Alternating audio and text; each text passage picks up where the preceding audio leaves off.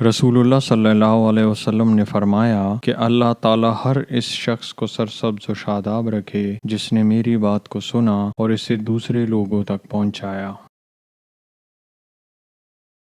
ہدایت القاری شرح صحیح البخاری جلد نمبر 1 حدیث نمبر 1۔ اعوذ باللہ من الشیطان الرجیم، بسم اللہ الرحمن الرحیم۔ حضرت علقمہ بن وقاص لیثی کہتے ہیں کہ میں نے حضرت عمر بن خطاب رضی اللہ تعالیٰ عنہ کو ممبر پر یہ کہتے سنا کہ میں نے رسول اللہ صلی اللہ علیہ وسلم سے سنا، آپ فرما رہے تھے اعمال کا دار و مدار نیتوں پر ہے اور ہر آدمی کو اس کی نیت ہی کے مطابق پھل ملے گا۔ پھر جس شخص نے دنیا کمانے یا کسی عورت سے شادی رچانے کے لیے وطن چھوڑا تو اس کی ہجرت اسی کام کے لیے ہے جس کے لیے اس نے ہجرت کی۔ ہدایت القاری شرح صحیح البخاری جلد نمبر 1 حدیث نمبر 2۔ اعوذ باللہ من الشیطان الرجیم، بسم اللہ الرحمن الرحیم۔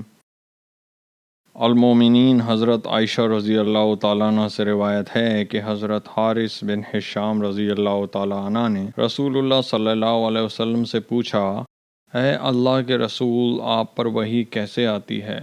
تو رسول اللہ صلی اللہ علیہ وسلم نے فرمایا، کبھی تو وحی آنے کی کیفیت گھنٹی کی ٹن ٹن کی طرح ہوتی ہے اور یہ کیفیت مجھ پر بہت گراں گزرتی ہے۔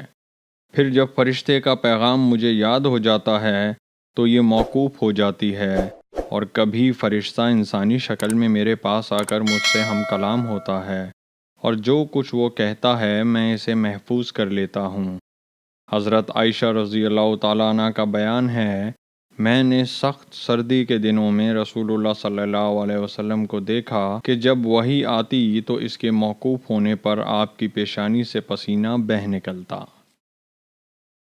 آئیے سب مل کر آپ صلی اللہ علیہ وسلم پر درود و سلام بھیجتے ہیں۔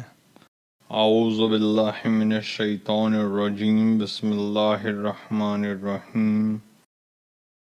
اللہم صلی علی محمد وعلی آل محمد کما صلیت علی ابراہیم وعلی آل ابراہیم انک حمید مجید۔ اللہم بارک علی محمد وعلی آل محمد کما بارکت علی ابراہیم وعلی آل ابراہیم انک حمید مجید۔ آئیے سب مل کر اللہ کی تعریف کرتے ہیں۔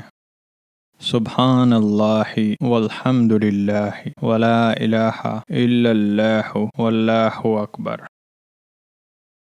آئیے اللہ سے مغفرت، رحم اور رزق مانگتے ہیں۔ اللہم اغفر لی، اللہم ارحمنی، اللہم ارزقنی۔ جب آپ کہتے ہیں اللہم اغفر لی، اللہ تعالیٰ فرماتے ہیں میں نے تمہاری مغفرت کی۔ جب آپ کہتے ہیں اللہم ارحمنی تو اللہ تعالیٰ فرماتے ہیں میں نے تم پر رحم کیا۔ جب آپ کہتے ہیں اللہم ارزقنی تو اللہ تعالیٰ فرماتے ہیں میں نے تمہیں رزق دینے کا فیصلہ کیا۔